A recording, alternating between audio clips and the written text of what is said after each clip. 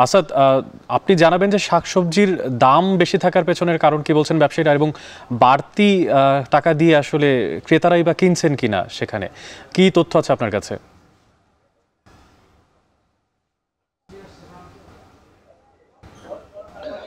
অনেক আপনি যেমনটি বলছিলেন, আমি এখন রয়েছি ভাটবাউর সবজির আড়তে। একেবারে ভোরবেলা থেকে এখানে বেচাকিনি শুরু হয়।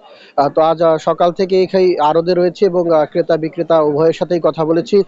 তো আমি যদি একটু বলতে চাই যে এই যে এক সপ্তাহ ধরে যে বৃষ্টি হচ্ছে, এই বৃষ্টির কারণে মূলত এই আড়তে সবজির সরবরাহ কমেছে প্রায় অর্ধেকের মতো। আর যার কারণে কিন্তু দাম বাড়ছে বলে ব্যবসায়ীরা আমাদেরকে জানিয়েছেন।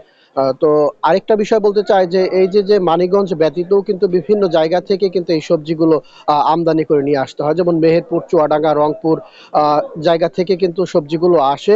আর টানা 7 দিনের বৃষ্টিতে দেখা গিয়েছে যে অধিকাংশ সবজি ক্ষেত কিন্তু নষ্ট হয়ে গেছে। আর যেসব সবজি রয়েছে ক্ষেতে, সেগুলো কিন্তু কৃষকরা সুন্দরভাবে তুলতে পারছে না বলে যার কারণে কিন্তু সরবরাহ কমেছে। আজকের বাজার দর যদি একটু বলতে চাই, যে পটল বিক্রি হচ্ছে 20 টাকা, যা গত সপ্তাহেও 15 টাকা কেজিতে বিক্রি হচ্ছে। করলা 80 টাকা, আগে বিক্রি হচ্ছে 60 টাকা। বেগুন 40 টাকার বেগুন আজ বিক্রি হচ্ছে 60 টাকায়।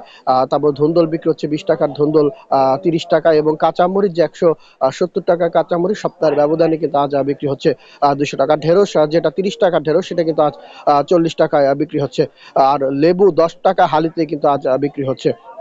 তো এই জায়গার যে আড়তদাররা রয়েছেন, তারা আমাদেরকে জানিয়েছেন যে আগে যে জায়গায় তারা বেশি পরিমাণ সরবরাহ করতে পারত গ্রীষ্মকালীন সবজিগুলো, এখন কিন্তু তার অর্ধেকে নেমে এসেছে বলে তারা জানিয়েছেন। আর যেহেতু কাঁচা বাজার, দেখা গিয়েছে যে আগে যারা 2, 4, 10 মণ 20 মণ পর্যন্ত সবজি নিয়ে আসতো, এখন কিন্তু সে জায়গায় অর্ধেক হওয়াতে ক্রেতা, যারা খুচরা ক্রেতা বা খুচরা ব্যবসায়ী রয়েছে, তারা কিন্তু প্রচুর পরিমাণে ভিড় জমাচ্ছে, যাতে করে কিন্তু দেখা গিয়েছে যে বাজারে সরবরাহ থাকলেও আপনার কোনো সমস্যা হচ্ছে না সরবরাহ। আর আরেকটি বিষয় বলতে চাই যে বিক্রি কমেছে প্রায় অর্ধেকের মতো। 10 লাখ টাকা আগে যে জায়গায় বিক্রি হতো, এখন সে জায়গায় 4 থেকে 5 লাখ টাকায় নেমে এসেছে।